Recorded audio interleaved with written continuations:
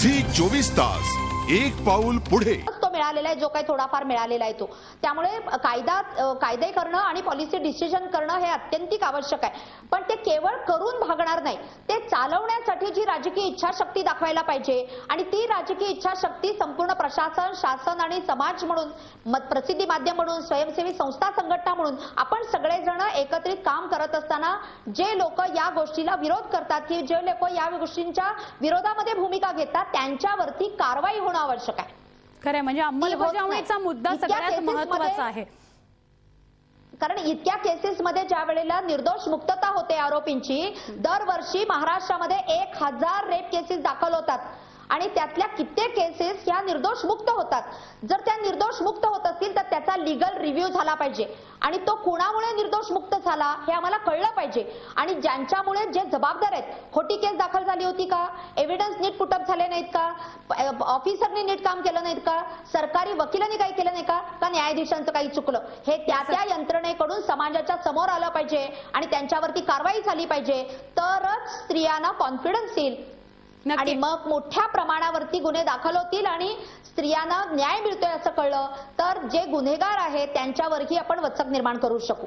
आणि म्हणून सुवर्णाताई, मगाशी तुम्ही जो प्रश्न सुप्रियाताईंना विचारत होतात त्याच्या संदर्भात मला आपल्याला सांगायचंय की राजकारणामध्ये मोठ्या प्रमाणावर स्त्रिया आल्यामुळे याच्या संदर्भातले काही फरक पडतील असं आम्हाला सध्या दिसत नाही. 50% महिला राखीव पदांवरती स्थानिक स्वराज्य संस्थेमध्ये महिला निवडून आल्या आहेत. छेडछाडींपासून बलात्काराची अनेक प्रकरणं त्यांच्या मतदारसंघात घडत असतात. या बायका कोणत्याही पक्षातल्या घ्या, या बायका साधं निषेध पत्र काढत नाहीत.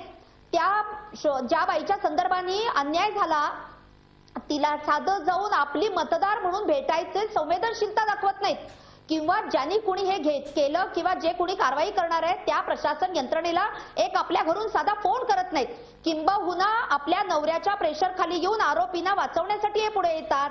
आणि खूपदा या संदर्भामध्ये केवळ महिला आहेत, या खूप मोठ्या प्रमाणावर प्रॉक्सी महिला आहेत आणि त्याच्या पक्षाची आणि त्यांच्या नवऱ्यांची जी भूमिका असते त्याप्रमाणे त्या भूमिका घेतात. एकही साधं निषेधाचं पत्र निघत नाही. त्यामुळे खूपदा महिला राखीव आरक्षणावरती निवडून आल्या याच्यावरती आपल्याला समाधान मानून चालणार नाही. तर महिलांचे हे जे सगळे प्रश्न आहेत, डिस्क्रिमिनेशन पासून व्हायलन्स पर्यंतचे हे सगळे प्रश्न राजकीय व्यासपीठावरती येण्यासाठी या सगळ्या महिलांचं या संदर्भातलं प्रशिक्षण करण्याची गरज आहे, त्यांना त्याची समज देण्याची गरज आहे आणि इच्छाशक्ती वाढवण्याची गरज आहे असंही आपण म्हणू शकतो. राजकीय इच्छाशक्ती दाखवण्याची गरज आहे. नक्की. मुक्ताताईंना माझा एक शेवटचा प्रश्न आहे. मुक्ताताई, कुठेतरी महिलांनी सुद्धा प्रतिकार करायला शिकायला हवं, स्वतःतला आत्मविश्वास वाढवायला हवा, स्वतःला सावध सातत्याने ठेवायला हवं. जेव्हा तुम्ही घरातून बाहेर पडता तेव्हापासून ते अगदी पुन्हा घरी येईपर्यंत, आणि काही व्यवधानं महिलांनीही बाळगण्याची गरज आहे असं आपल्याला वाटतं का?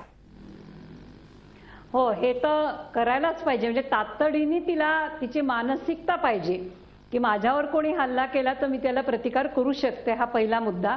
आणि दुसरं जे फाशीच्या बद्दल आहे त्याच्यातही मला एक थोडीशी भर घालायची आहे की आपल्याकडे 25 मिनिटात एक बलात्कार होतो अशी आकडेवारी आहे. म्हणजे आपण किती जणांना फाशी देऊ? जेव्हा आसाममध्ये नर्सेसवर बलात्कार झाला असंच संसदेत खूप मोठी चर्चा झाली आणि फाशीच्या शिक्षेवर चर्चा झाली. कुठेही नंतर ती फाशीच्या शिक्षेबद्दल प्रस्ताव आले नाही, त्याची अंमलबजावणी होऊ शकली नाही. कारण हा प्रकारच एवढा मोठ्या प्रमाणात वाढलेला आहे.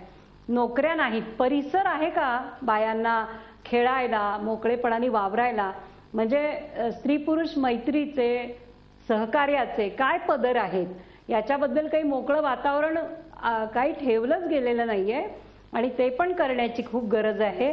त्या लांब पल्ल्याच्या योजनांमध्ये त्याची आपल्याला भर घालायला पाहिजे असं माझं मत आहे. नक्की. आज आपण जो रोखठोक सवाल आपल्या सगळ्या झी 24 तासच्या प्रेक्षकांना विचारलेला होता तो प्रश्न असा होता, रोखठोक सवाल असा होता की बलात्कारी तरुणाला किंवा बलात्कारी व्यक्तीला फाशीची शिक्षा व्हावी का? जनमताचा कौल काय आहे पहा. 90% जनता म्हणते होय, फाशीची शिक्षा असायला हवी आणि 8% जनता म्हणते की नाही, फाशीची शिक्षा नको. 2% तटस्थ आहेत.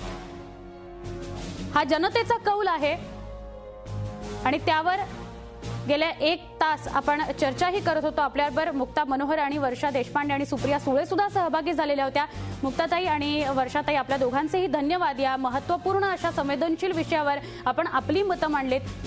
या कार्यक्रमाच्या माध्यमातून किंवा ही नुसती जी 1 तास चर्चा आम्ही करत होतो ती फक्त चर्चा व्हायला नको, तर कुठेतरी या अनुषंगाने जे मुद्दे आम्ही मांडण्याचा प्रयत्न केलेले आहेत ते मुद्दे समोर यायला हवेत, त्याची अंमलबजावणी व्हायला हवी ही अपेक्षा आहे. आणि त्यातूनच कुठेतरी कायदा असा व्हायला हवा की पुढे धाक बसेल कुठल्याही आरोपीला, कुठलंही असं बलात्कारासारखं विनयभंगासारखं कृत्य तो करणार नाही अशी अपेक्षा आपण करूया. आणि रोखठोकमध्ये आज इथेच थांबूया. पाहत रहा झी 24 तास. झी 24 तास, एक पाऊल पुढे.